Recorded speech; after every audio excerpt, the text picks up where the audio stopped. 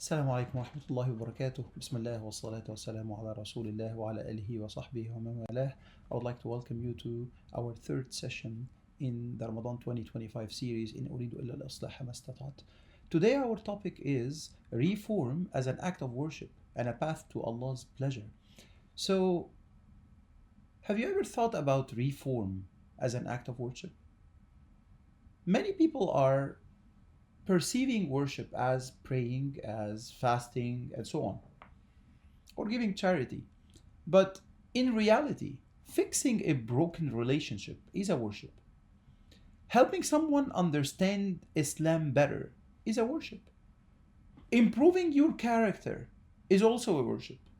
So, today's session will be exploring how reform isn't just a duty, it's a way to earn Allah's pleasure. It's a way to be closer to Allah subhanahu wa ta'ala. And if you dedicate your efforts in bettering yourself and those around you, you are on a path of worship, just like someone who is engaging and indulging in prayer. So let's actually dig deeper in our first verse today, which is وَمَنْ أَحْسَنُ قَوْلًا مِمَّنْ دَعَا إِلَى اللَّهِ وَعَمِلَ صَالِحًا وَقَالَ إِنَّنِي مِنَ الْمُسْلِمِينَ. The verse in Surah Fussilat, verse 33. And who is better in speech than who calls to Allah subhanahu wa ta'ala, that person who calls to Allah subhanahu wa ta'ala and does righteous work and says, indeed I am among the Muslims. So here, Allah subhanahu wa ta'ala did bundle speech with work. So speech is not just words. No, you need to actually take an action. You need to call to Allah subhanahu wa ta'ala and you need to do good deeds. And then obviously you would say among the Muslims. So the essence here is that reform includes both action and words. And both of them combined would be representing the best form of speech ever, which is bundled by an actual action or taking the first step to make a difference. So the other hadith that is extremely important that we will go through today is أحب الناس إلى الله أنفعهم للناس. The most beloved people to Allah subhanahu wa ta'ala, to Allah subhanahu wa ta'ala are the most beneficial to mankind.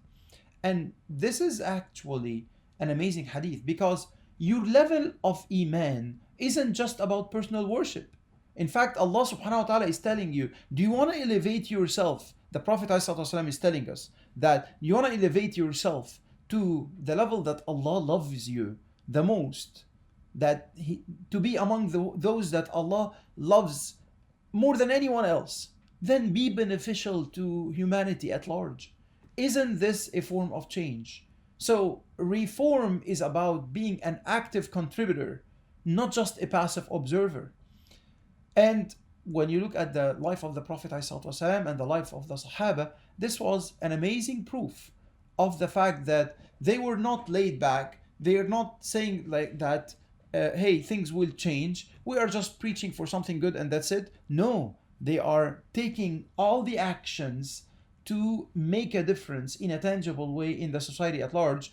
And this is an intrinsic and instrumental part of their worship. So they understand that this is getting them closer to Allah subhanahu wa ta'ala. To conclude, let's actually have some action items and some actionable plan. First and foremost, how to turn reform into a daily worship. That's actually the theme of our actions today. So let's start by setting an intention. So set an intention, said before any action, you make a sincere intention that I'm doing this for the sake of Allah subhanahu wa ta'ala. Imam Ibn al-Qayyim is teaching us that it's extremely important to make an action before the deed, make dua to Allah subhanahu wa ta'ala during the deed, and then after the deed, make dua to Allah subhanahu wa ta'ala for sincerity and for accepting that deed. But setting an action, setting an intention is an extremely important first step here before every single act of worship or action of reform. You need to set an intention that I'm doing this for the sake of Allah subhanahu wa ta'ala. I'm not doing it to show off. I'm not doing it to for people to point at me and like for everyone to say, hey, like this guy is good or this guy is smart or whatever. At the end of the day, I'm doing it for the sake of Allah subhanahu wa ta'ala. The second one is make reform part of your daily routine. So remember Allah subhanahu wa ta'ala saying in Surah Al-Zalzala, فَمَنْ يَعْمَلْ مِثْقَالَ ذَرَّةٍ خَيْرًا يَرَهُ وَمَنْ يَعْمَلْ مِثْقَالَ ذَرَّةٍ شَرًّا يَرَهُ. So like the one who is having an atom's weight of good will see it, who is doing an atom's weight of good. So choose a small act of worship, so a small act of reform daily, and actually try to do it. So help someone, share knowledge, correct an injustice, whatever it is, even if it's minor. And the third step here is spread positivity and correct wrong with wisdom. So if you see a problem, be part of the problem. Don't actually stand watching as a spectator. That's not who you are. Use kindness, use passion, use patience and wisdom to actually guide others.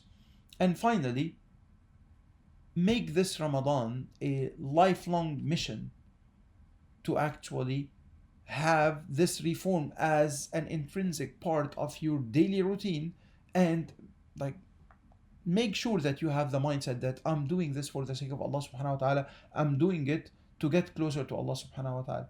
So will you dedicate your efforts in making the world a better place? That's actually the question that I would leave you with. We ask Allah subhanahu wa ta'ala to be sources of goodness and guidance for everyone who is to deal with us. I wish that you are having an amazing Ramadan, and make dua for us. Salaam alaikum.